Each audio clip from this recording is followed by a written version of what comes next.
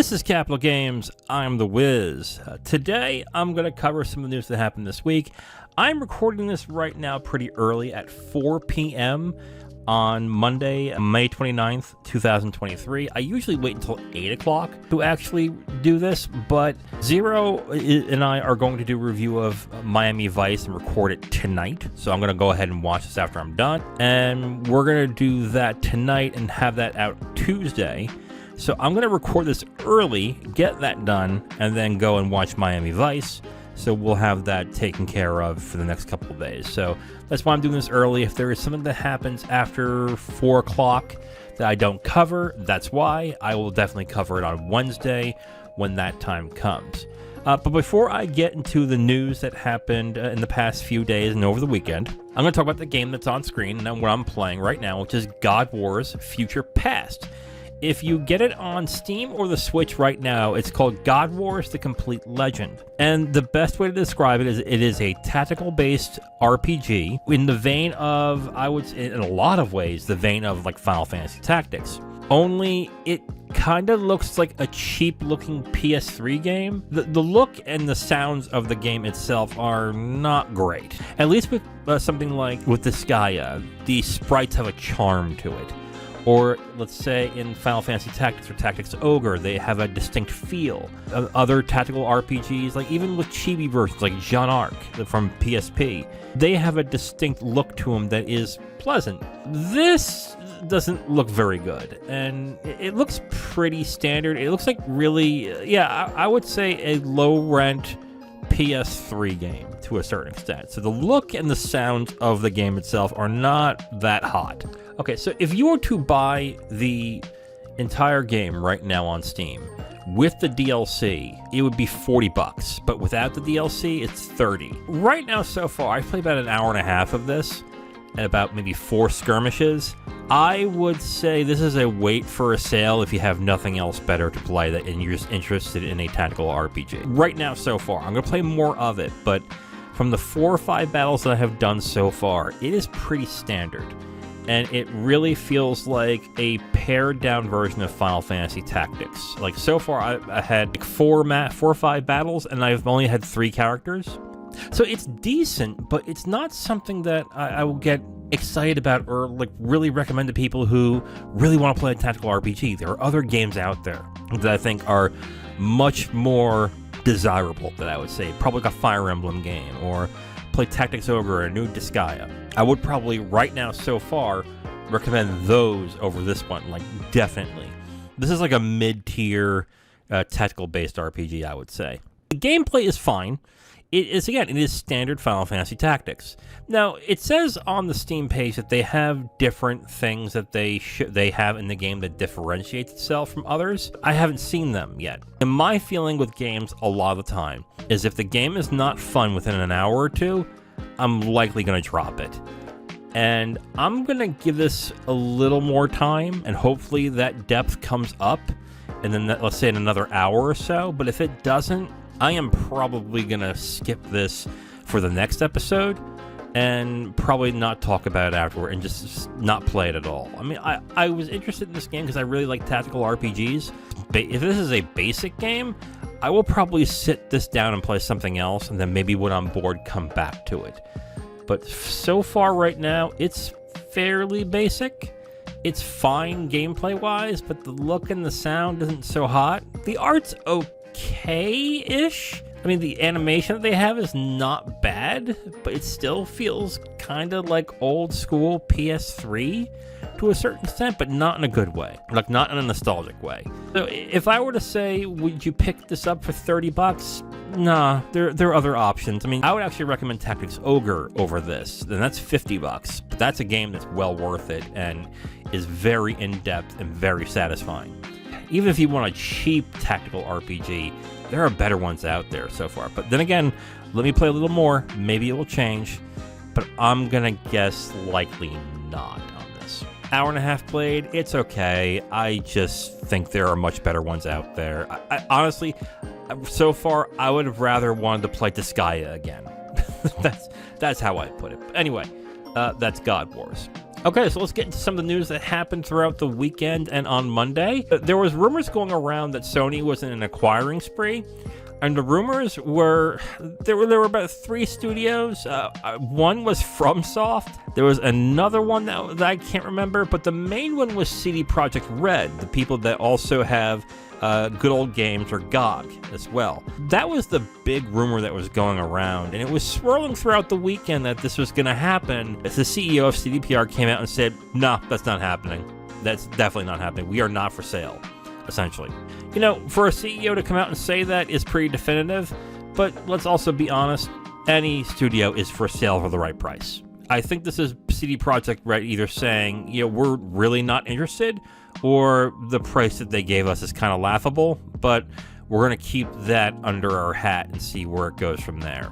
So with that, if you read the rumor that Sony is going to be acquiring CD Projekt Red pretty soon, you might want to temper the expectations. That doesn't look like it's going to happen, and I don't think it's going to look like that From Software is going to do it either. Just to put that to rest, that rumor was going around throughout the weekend. That's not happening, according to CD Projekt Red. Next story, Nintendo blocks Dolphin Emulator on Steam, says it stifles innovation. Okay. Nintendo argues the use of the Wii Common Key helps bypass piracy protections. If you haven't gotten a Steam Deck, or if you're not into emulation at all, something rare happened around the time that the Steam Deck happened, which is that the Dolphin Emulator was released for Steam and the Steam Deck. And the Dolphin Emulator emulates GameCube and Wii games, essentially. And that was a very big deal at that point. But clearly, Nintendo was not happy about this.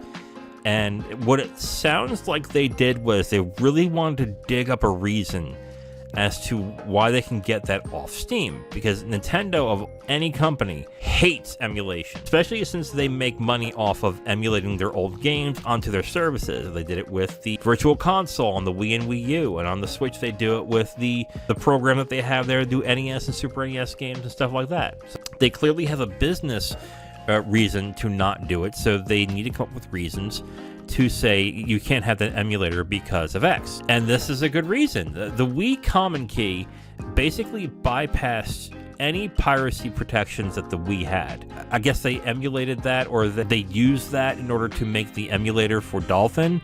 And since that is proprietary technology, it was not allowed to be used, and the people who are using it right now, or are selling it, or putting it on the marketplace, they're filing it under DMCA that it was part of their legal protections to not be used in any sale or in any marketplace. Steam acquiesced and said, okay, fine, we don't want to have an issue with Nintendo. So they pretty much canned it on Steam.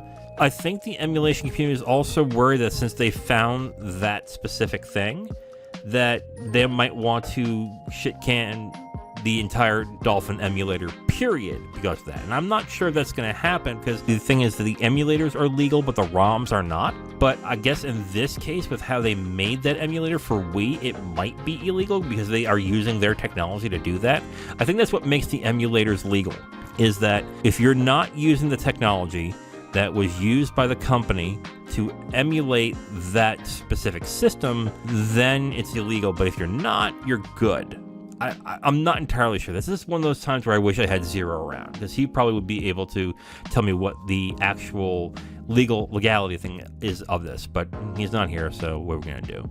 So yeah, if you're looking to get the Dolphin emulator on Steam and you haven't gotten it yet, it's not there anymore. But there are other ways to download Dolphin. You can find it on the internet.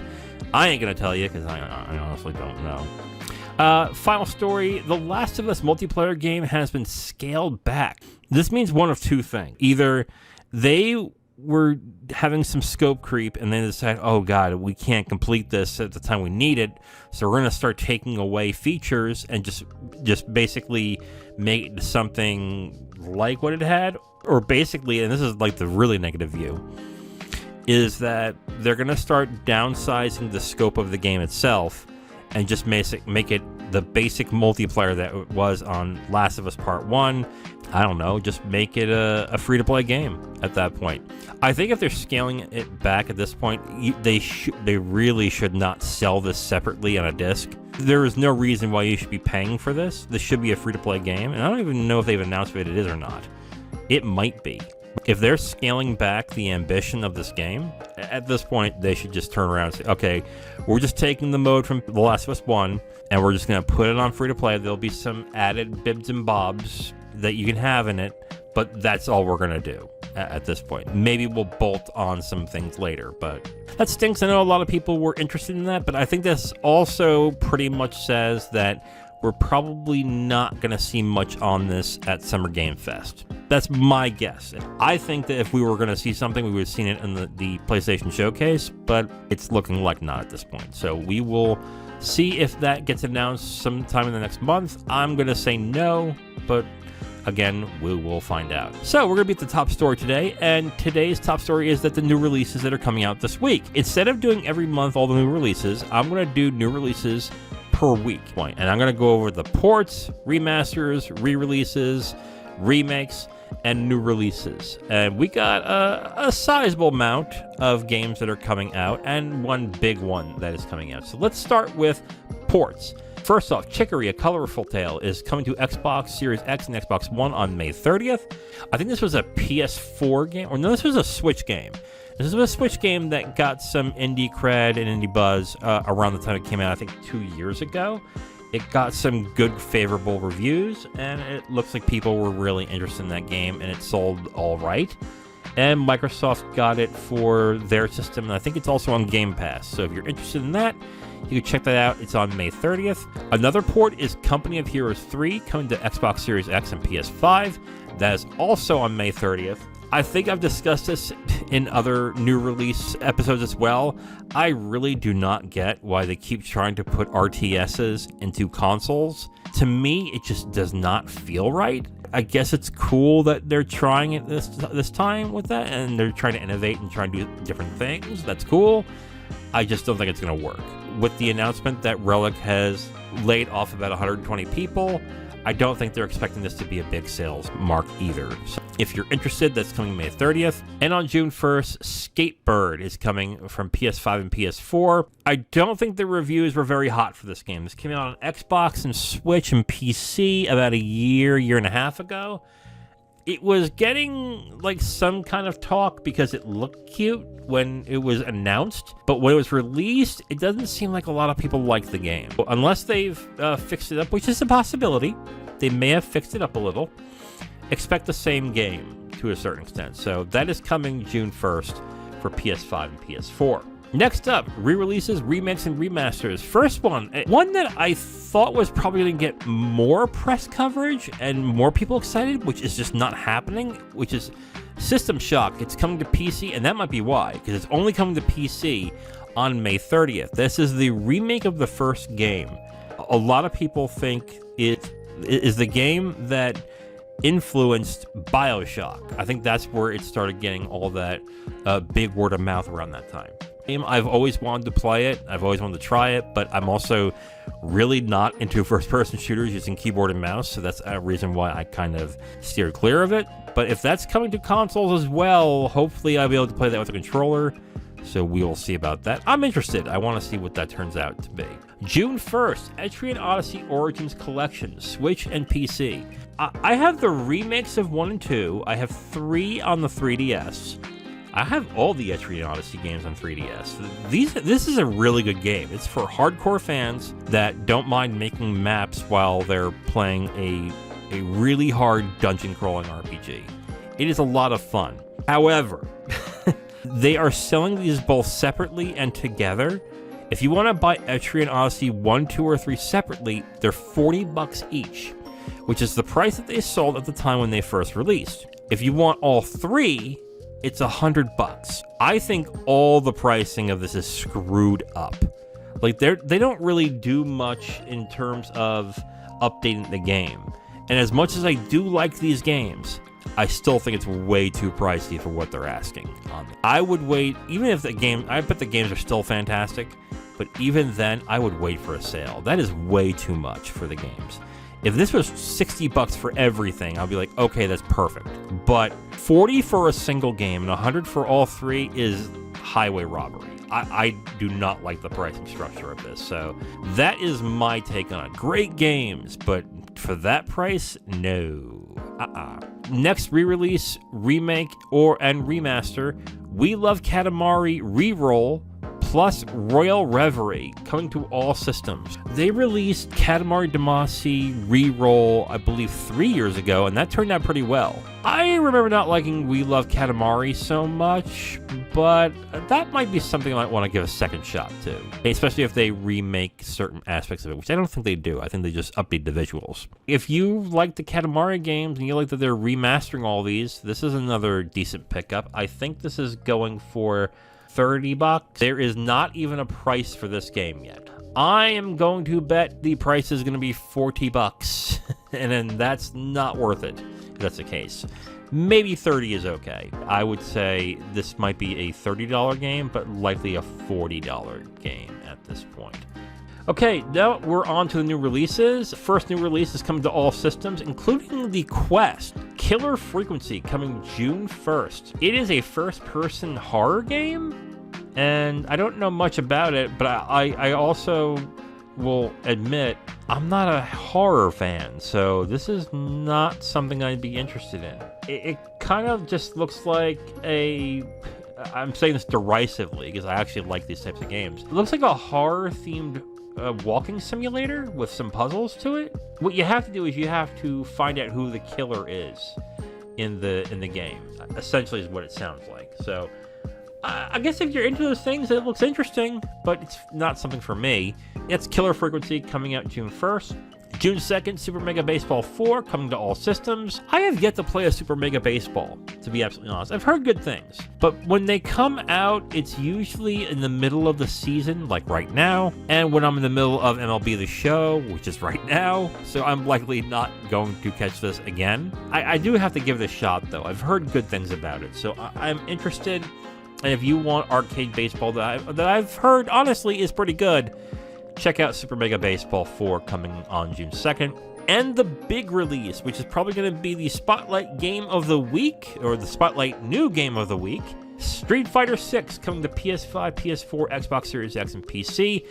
I will just say right now, I will be probably playing this for the weekly dividend on Friday. I'm excited for this game. I've already gotten it on PC. I'm waiting for it to be released. Everything I've heard when it comes to the fighting and everything sounds fantastic. I can't wait to try out the World Tour mode. I am definitely interested in checking that out. So it's going to be really interesting to see how this turns out. Street Fighter V was kind of a disappointment. I didn't really get into it. There were some characters I liked, but the way that they released it and the way it started rolling out was just really unsatisfying. So and this was after loving Street Fighter 4. Like, Street Fighter V was a severe disappointment. So I'm excited to see how Street Fighter 6 turns out, and I think it looks like it's going to turn out really well. So I am excited to see what happens with Street Fighter 6. So that comes out June 2nd. Expect for me to play that on the weekly dividend and talk more about it then. All right, so that is the end of this episode of Capital Games.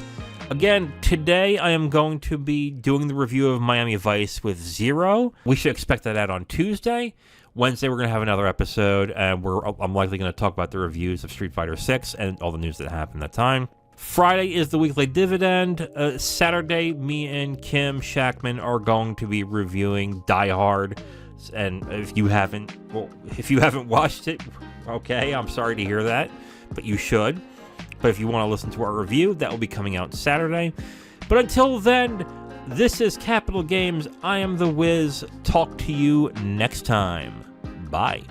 Thank you for checking out Capital Games, where we cover the business side of the video game industry. Please like, subscribe, and comment if you enjoyed the video. You can also subscribe to the podcast if you prefer to have it on your podcast feed. And check us out on our socials and email us if you have a question, comment, or suggestion. Thank you for watching and listening. We'll hear from you next time.